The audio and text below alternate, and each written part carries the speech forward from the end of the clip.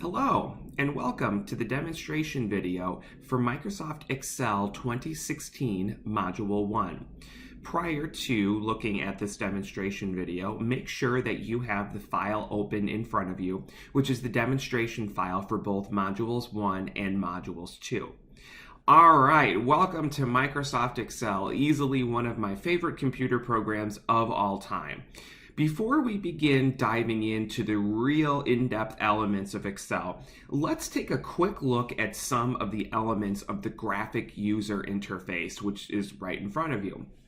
Now, if you remember, the graphic user interface, the GUI, in other words, is exactly what you're looking at on the screen. It's the way that the computer software program is laid out. I want to point out a few elements to you on the screen that are, identical to what you saw in Word, and then some of the new ones that are absolutely unique to Excel, okay? You'll also notice that this file is, what I'm about to show you is laid out in a PDF file loaded onto Canvas, okay? And your weekly to-do list will show you exactly where that's at. But let's basically start from top to bottom here. All right, right up here where it says Excel Modules 1 and 2, again, this, as for review, is the title bar. You'll find the title bar in Word, Excel, PowerPoint Access, it's everywhere, okay? This is the File tab, and you remember when you click File, it takes you to this screen, which is called the Backstage view, okay? If you want to get back to the main interface, you just click the back button here, okay? This right here is what is called the name box. And the reason it's called the name box is because when I take my mouse and I left click into a cell, so just click into a cell, you'll notice that the name box corresponds to the letter of the column and the number of the row. Okay, so columns are up and down in Excel. They're the corresponding by the letters, and rows go across. Okay. So the intersection of column G and row 5 gets you cell G5, which appears up here in the name box, okay? You'll notice that when I clicked into G5, you have a kind of thin green border around the cell, okay? The cell is the intersection of the column and the row, and this is now what's called the active cell. And the reason it's called the active cell is because, here comes another definition, if you take your mouse and you click right here in the formula bar, you can type in, numbers, letters, characters, and then when you hit enter, it commits it back to the cell, okay? So again, if you want to type in a cell, you simply click one, make it the active cell. You know it's the active cell because you see it here in the name box. And then you come right here to the formula bar and you simply type something and hit enter. And that's what commits it into the cell, okay? All right, so there's that. A couple other little things that I think are important, just to kind of show you here. If you select with your mouse a series of cells, so instead of 1, in this case, we grabbed like 7, this is what is called a range, okay? So a range is a collection of cells together, okay? Now you'll look at this, I selected the range of A3 to G3, and the way that that is written looks something like this, okay? When I say that you need to select A3 to G3, it'll be the first cell and then a colon and the second cell. So this right here, if you see it written out, is referring to this, okay? However, if I wanted to select, let's say those cells, okay, so that range right there, it is A5 to C6 separated by a colon. The reason why is you select the upper left cell and the lower right cell. So again, it's A5 colon C6. That's how you would see that written, okay? So that's just some very basic definitions for you. Now let's say that you wanted to select all of a column or all of a row, okay? So you just don't want to grab a couple cells, you want to grab everything, meaning everything you can see on the screen and everything you can't. The way you would do it is you literally click on the letter or you click on the number, and that selects the entire row or the entire column. Now, I will warn you, be careful with that, because if you select everything, you're doing edits to stuff that you can't see on the screen, and there are a lot of rows and columns in Excel, so you just sort of have to be careful with some of that. All right, a few things. Let's say you're working on this worksheet in front of you, okay? And that sort of allows me to segue here a little bit before we go further.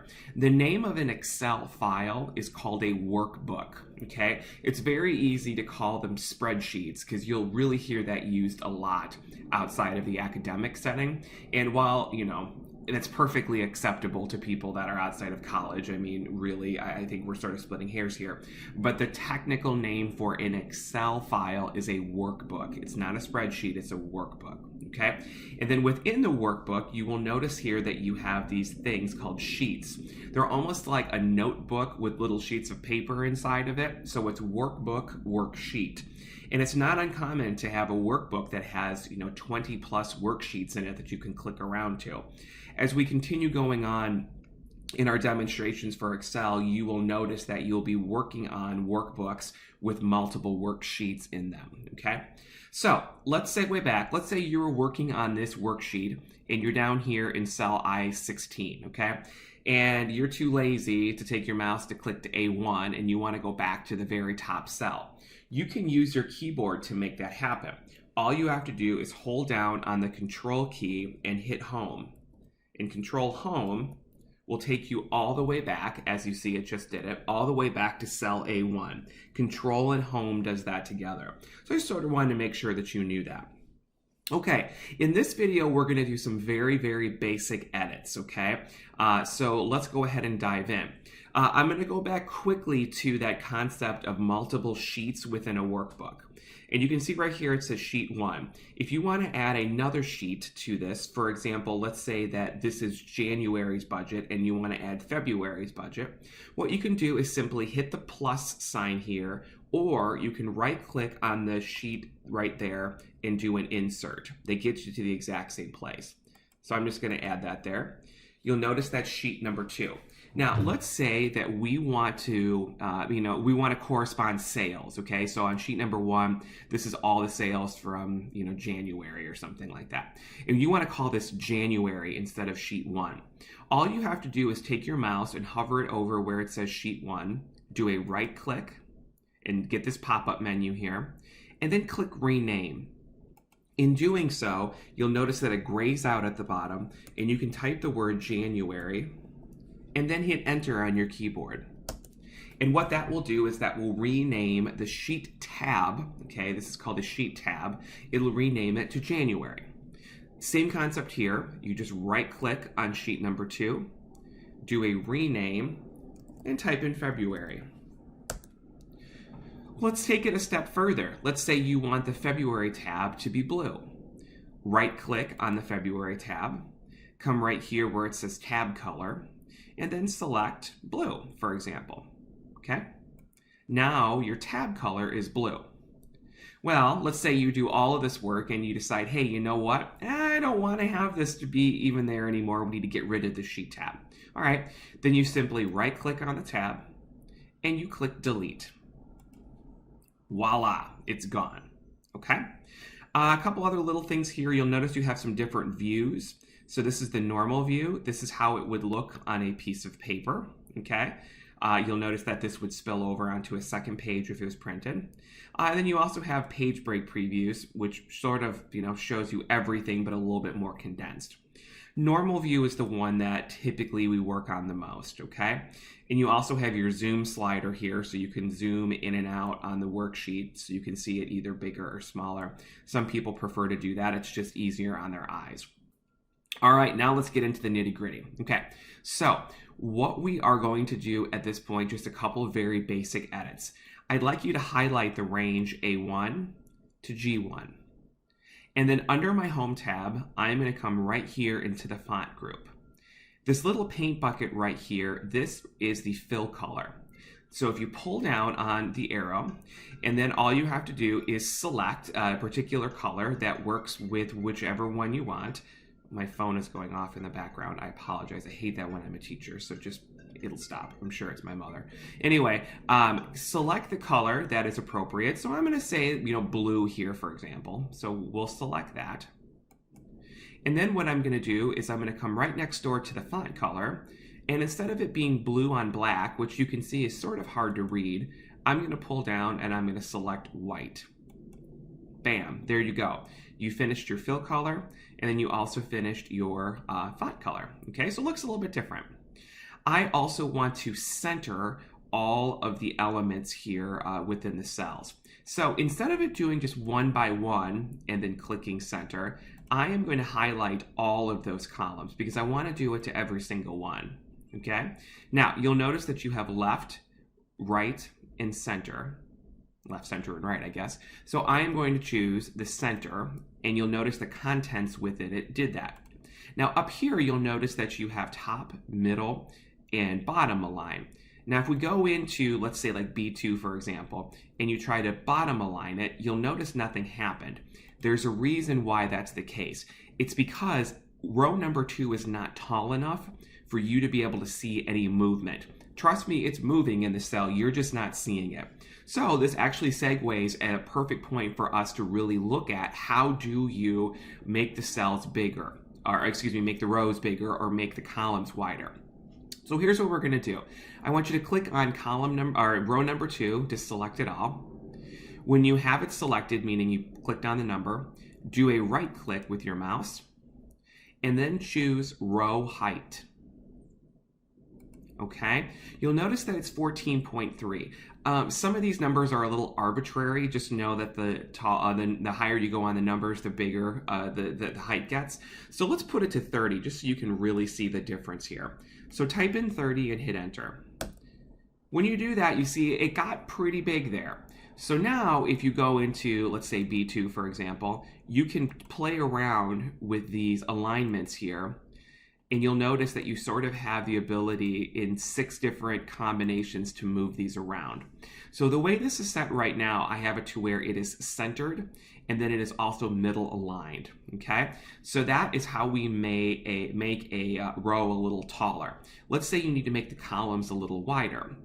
What you can do is select the column, do a right click, and it's the same concept here. You'll notice it says column width. If you do that, you can make it, let's say, instead of 8, 15, and it makes it a little bit wider for you, okay? What you do to one column, you can do to all of the columns, so you don't have to go one by one in doing that. If you want to make A through G to be the width of 15, then select A through G, okay? And you're doing it here on the letters, you're not doing it down here, because otherwise it will only grab the particular cells in that range, it won't grab the whole columns. So if you grab all of the columns, do a right click, then you can go into your column width and you can expand it out to 15 if you need to, and then all of them go to 15, okay? And you're in good shape when it comes to that. All right, so we got that going on. Let's talk a little bit about borders, okay? So let's say I want to put borders around these, because let me show you what this looks like without borders. If I go to File and Print, look at that. You see it here laid out, but they're not gridded. And a lot of people like to see grids. So let me show you the difference here. If we select A1 all the way down here, and we're going to scroll down all the way down to G44, what I can do is come back under the Home tab, come right here to Borders and pull down, and you'll notice you have so many options for borders. But the one that's used most commonly is this All Borders. So select All Borders. When you do that, you'll notice that you have thin black lines that go on the borders of the cells. So now if I go to File and Print, you'll notice that you have those thin lines that are there and available for you. So it's sort of important, not in all cases, but in some cases to get those on there. Okay, so we have that all set up. A couple other things to show you. I'd like you to go ahead and go to cell B7, okay? In cell B7, I want you to come and do a couple little formatting things for me. I want you to pull down on your fill color. Let's make it like a purple. We'll make it white. We'll italicize it. We'll bold it. And we'll change the font to Arial. Okay? So you've done quite a few things to this cell. I want to show you the format painter. Let's say that you wanted to do all 5 of those formats to everything in E2 all the way down to E10. Okay? you can use your format painter instead of having to select all of this and then figure out exactly what you did, okay? So here's how you do it. You click and make active the cell that has all of this formattings on it. You come under the Home tab and you find the paintbrush, which is right here, and you click it. And then what you'll do is you'll come and you will select E2 to E10, so you're holding down with your left mouse, and then you let go. And look at what happened, okay? What it did was it format painted, so it applied or it painted the formatting here to there, okay?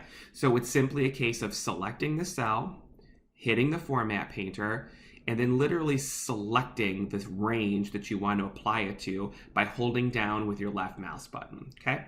If you run into any problems doing that, I'd be happy to demonstrate it to you the next time we're in class, because it does involve using your mouse a little bit. So I just encourage you to play around with it, and I think you'll notice that it actually works pretty nicely, okay? So that's that. Let's move on a little bit. I would like you to highlight the range A1 over to G1, okay? And then we're going to come here under the Home tab to the Alignment group, and we're going to look right here to Orientation, okay? If you pull down on the arrow for Orientation, you have all sorts of different options in the way you can angle your text, okay? So if we did, you know, like rotate text up, that's what it would look like, okay? However, in that same drop-down, you can come to Format Cell Alignment, and that's going to give you a lot of different options, okay? So when you click that, it's going to pop up this dialog box for you, all right? You'll notice right here the orientation is set to 90 degrees, but what you can do is change it to 45 degrees, for example, or maybe 30. You notice they all look different, and then click OK. In doing so, it sort of changes it around there a little bit for you, okay? So you sort of have to play with it. Now, I will show you, this is actually probably a really good example. If you are noticing that things are just not fitting and they don't look right, what you can do is take your mouse and double click on the line right here between 1 and 2, and it should bring it out for you, maybe, or you can hold down and expand it out a little bit. What I do is I held and I dragged down, and that made the column a little bit bigger, okay? So you have a couple options there to be able to do that for you. Let me show you some things. If you take your mouse and you click in J9, for example, I'd like you to watch this here. I'm going to type the word budget, and then I'm going to type January, and then I'm going to type rent and electric, okay?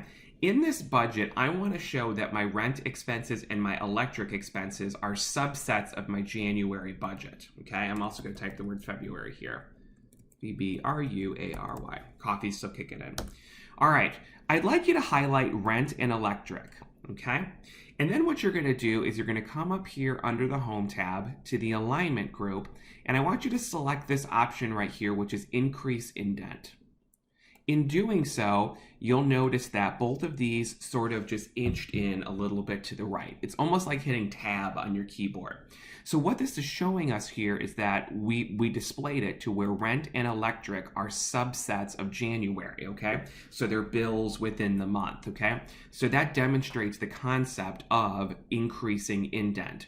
Decreasing indent is the exact same concept. It just takes it out the other way, okay? So that's an important one there to see. Okay, moving on, a few things. Let's take a look here at formatting. You'll notice that you have costs, okay? So costs are typically in dollars or euros or pounds or different things like that.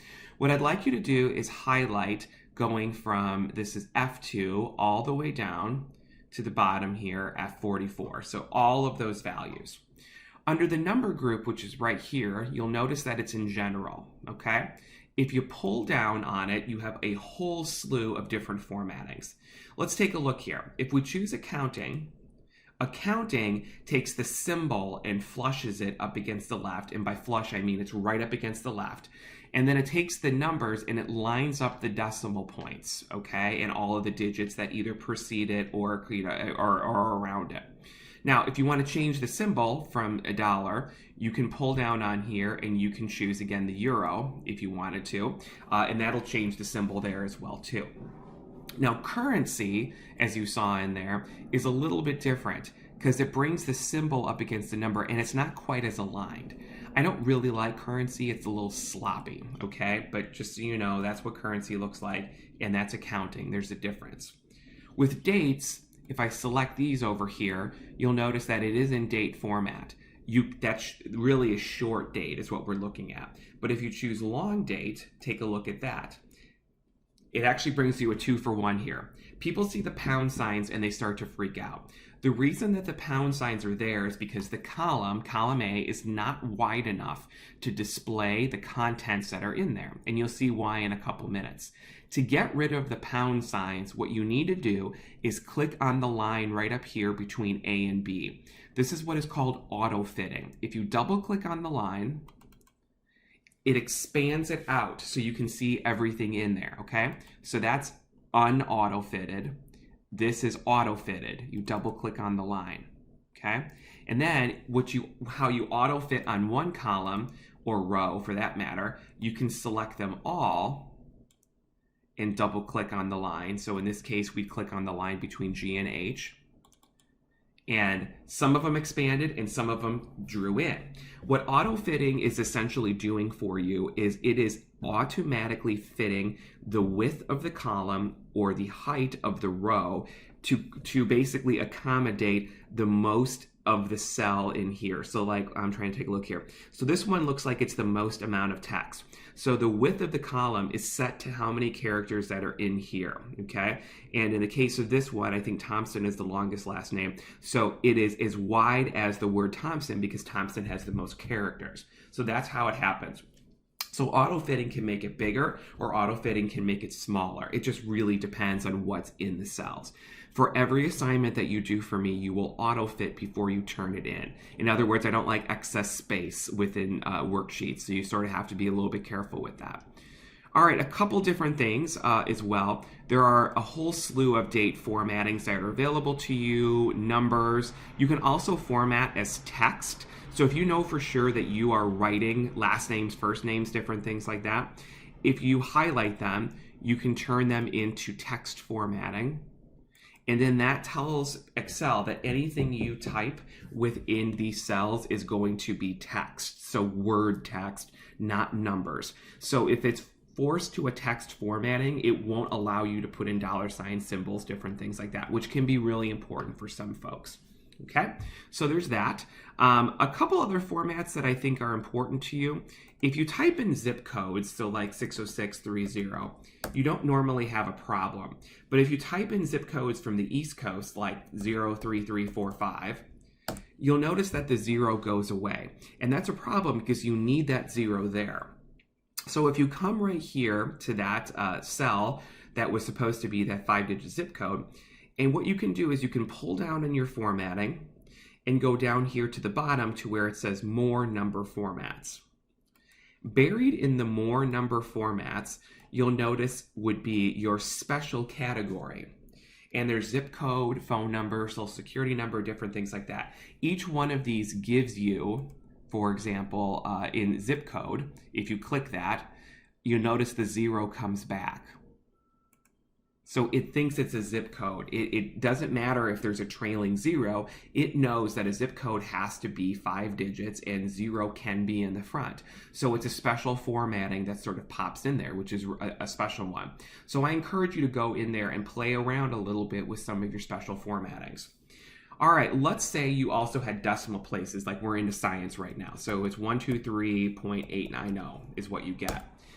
Now, it is rounding to 2 decimal places, but let's say you need to have 3 decimal places, okay? To override that, you can come into that cell and you can increase or decrease your decimal. When I pop that out there, the 0 comes back, okay? Most normally it would truncate the 0, but this is forcing it to bring it back, which is an important, important concept. All right, so that is available to you now. All right, let's do just a few little other things and then we will call it a video so you can take a break and get some coffee or stretch a little bit, okay? I would like you to come under the page layout tab and we just want to look at a few things. You do have your margins available to you, okay? Or you can go in and do your custom margin. With margins in Excel, you have top right, bottom left, header, footer, okay? More on header and footers in a bit. Your orientation is available to you as portrait or landscape. Your size is available to you. Most likely people will go for the legal, okay? That's a formatting that's available to you. And then from there, we are going to stop and take a break, and we will come back and we will finish some of our formattings. And then we're also going to get into some of the different ways to sort and to filter and to also do things with numbers. So take a break, and then when you come back, make sure you have this workbook still open, because we're going to do some different things with it. Okay? See you in a little bit in module number 2.